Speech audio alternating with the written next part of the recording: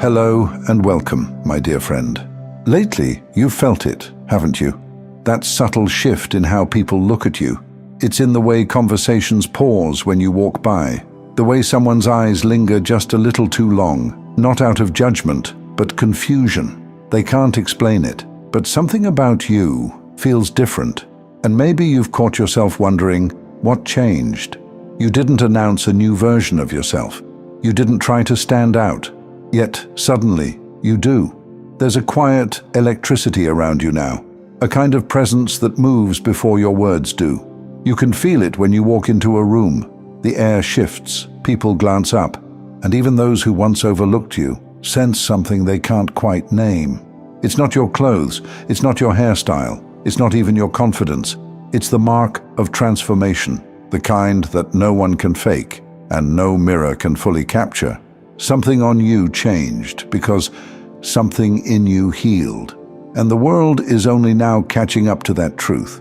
When God restores someone, it doesn't stay invisible. The restoration leaks through your smile, your tone, your stillness. People can feel it, even if they don't understand it. You carry evidence of survival, and those who stare, they're reacting to the glow of someone who's been through fire and came out gold. That's what divine approval looks like.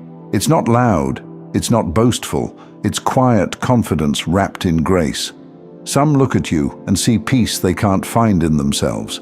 Others sense purity in your energy, and it startles them. It's the same peace they once thought was impossible, but when they see it on you, it challenges everything they believe about themselves, and you can't hide it anymore. Because when God decides it's time for your becoming to be seen, He lets your frequency announce it. So don't misinterpret the stares. They're not about vanity, they're about recognition.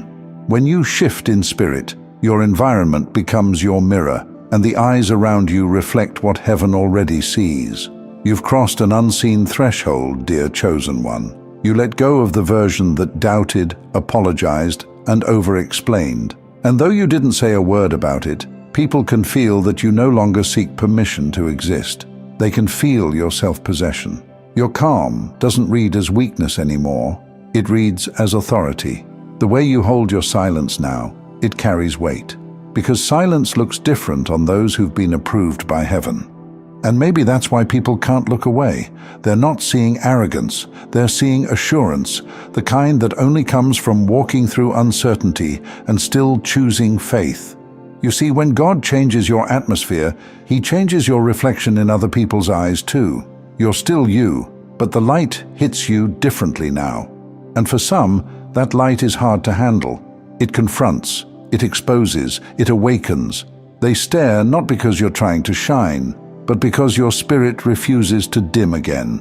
Let that sink in. You're no longer striving to prove your worth, and that's what makes it visible.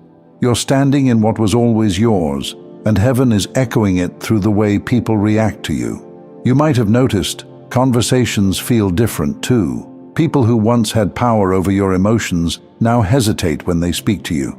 They feel the new boundary, not one you declared out loud, but one written by growth itself. That's what happens when God upgrades your aura. Your light becomes self-protecting. It repels what's false and magnetizes what's real.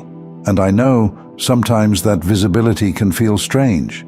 You didn't ask for the attention. You just healed. You just outgrew versions of yourself that people were comfortable misunderstanding. But that's the thing about divine transformation. It doesn't ask for permission to be noticed. It announces itself through energy, and when heaven confirms you, earth reacts, sometimes in awe, sometimes in confusion, and sometimes with resistance. So if you've been catching those longer stares lately, if you felt the shift in how people move around you, don't doubt it. That's heaven revealing its evidence. You've changed frequencies.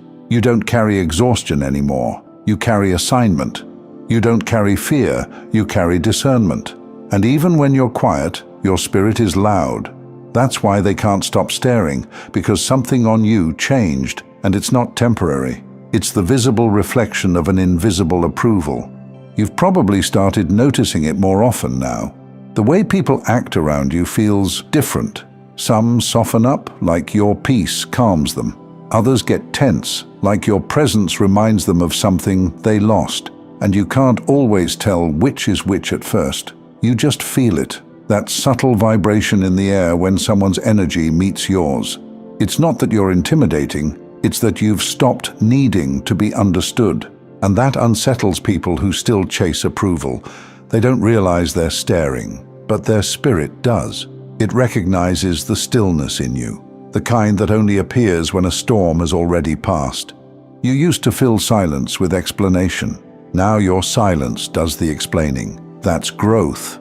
You used to make people comfortable by shrinking your truth. Now your truth walks into the room before you do. That's favor. And people can feel it. They don't know what changed, but they sense you've made peace with yourself. And peace is louder than any performance. You've probably seen it in their eyes, that moment when they tilt their head slightly, when their words slow down as if they're recalibrating. They're not reacting to your looks, they're reacting to your lightness. The weight you carried is gone, and the world doesn't know how to categorize the new you yet. Some will be drawn to it, some will be confused by it, and a few will feel exposed in it. Not because you're judging them, but because your calm highlights their chaos. Don't take it personally. That's what transformation does. It rearranges what's around you without your permission. You don't have to analyze every stare. Sometimes it's admiration, sometimes it's conviction, sometimes it's just the soul remembering safety. You are walking proof that peace is possible, and that makes people look twice. And here's the part most people miss. The stares are not just about you, they're about what your presence activates in others.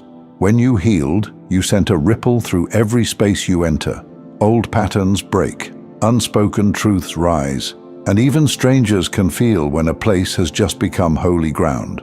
That's why you're here in this season, not to blend in, but to shift atmospheres. You don't have to preach, you don't have to prove, you just have to show up in your wholeness, because the light on you isn't just decoration, it's direction.